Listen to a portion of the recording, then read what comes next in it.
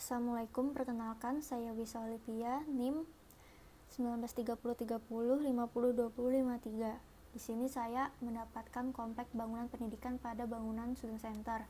Dan di sini saya akan menjelaskan secara singkat apa itu Student Center atau pusat kegiatan mahasiswa. Dalam buku Arsitek Data karangan Ernest dan Peter Newford, pusat kegiatan mahasiswa termasuk dalam kategori college and universities. Bangunan pusat kegiatan mahasiswa diistilahkan sebagai student center atau student union dan merupakan bagian pokok dalam perencanaan universitas. Hal tersebut berkaitan dengan pendidikan di luar negeri yang berpusat pada mahasiswa. Bangunan-bangunan student center ini merupakan bagian tersendiri yang tetap terkait dengan bangunan-bangunan lain dalam kompleks universitas seperti perpustakaan, gedung administrasi, gedung perkuliahan, dan sebagainya.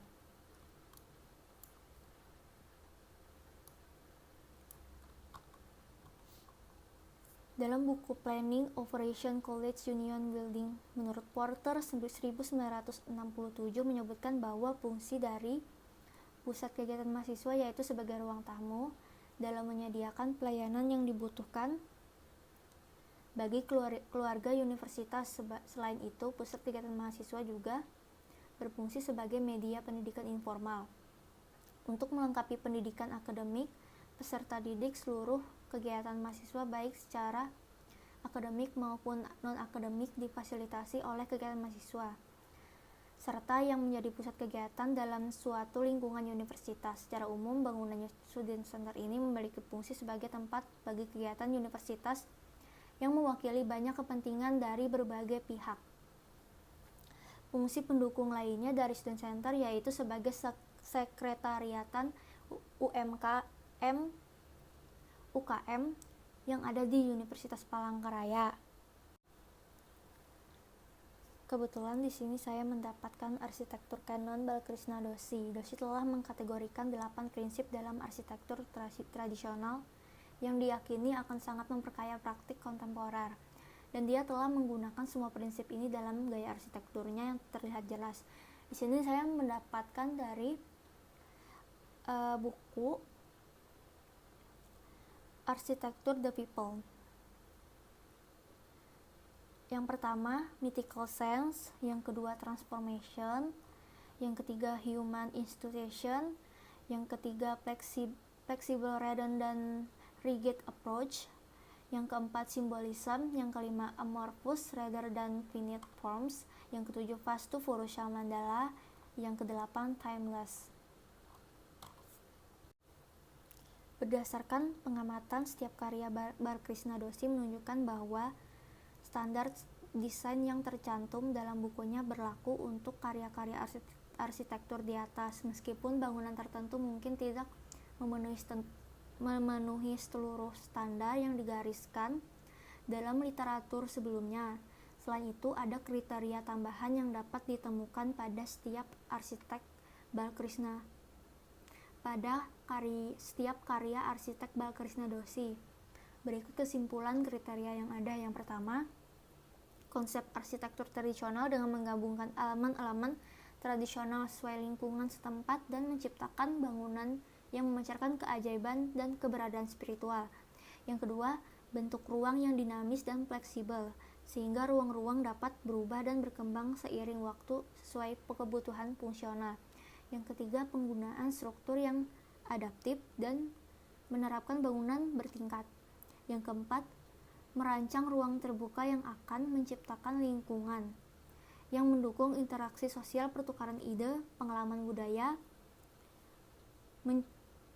Yang kelima, mencerminkan kekayaan budaya tradisional sesuai wilayah setempat melalui penggunaan motif alam, simbolisme budaya setempat, dan bentuk penataan ruang. Yang ketujuh, menerapkan konsep orientasi arah dan desain dalam budaya tradisional setempat. Yang kedelapan, menerapkan konsep keberlanjutan pada bangunan. Bisa dilihat di sini saya akan mulai memasuki pintu masuk. Di sini terdapat lobi, area belajar, lalu ada area administrasi atau pusat informasi, lalu ada coffee shop, dan ruang belajar komunal. Lalu di tengah ini ada amphitheater, di mana di sini juga bisa digunakan sebagai kegiatan UKM yang lainnya. Dan juga di sini terdapat kafetaria untuk para mahasiswa, dan juga di lantai 1 ini ada ruang ibadah. Lalu pada lantai 2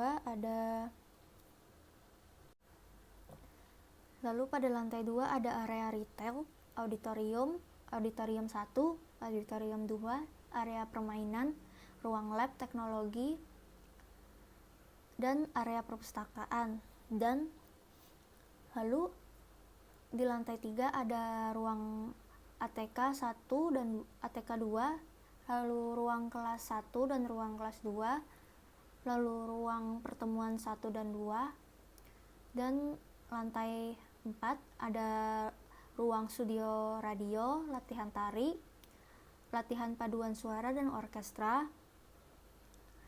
ruang koran mahasiswa, UKM kerajinan tangan tradisional Bahalap, UKM sarana kreasi teknologi, di mana di lantai 4 ini berisi ruang-ruang yang akan digunakan UKM Universitas Palangkaraya. Di lantai 6 ada lobi. Nah, di lantai 6 ini sudah memasuki ruang private. Yang pertama ada lobi, kedua ruang staff, kantor, administrasi, pelayanan mahasiswa, dan kabak, lalu ruang pimpinan, locker, pantry, cleaning service, dan CCTV studio control,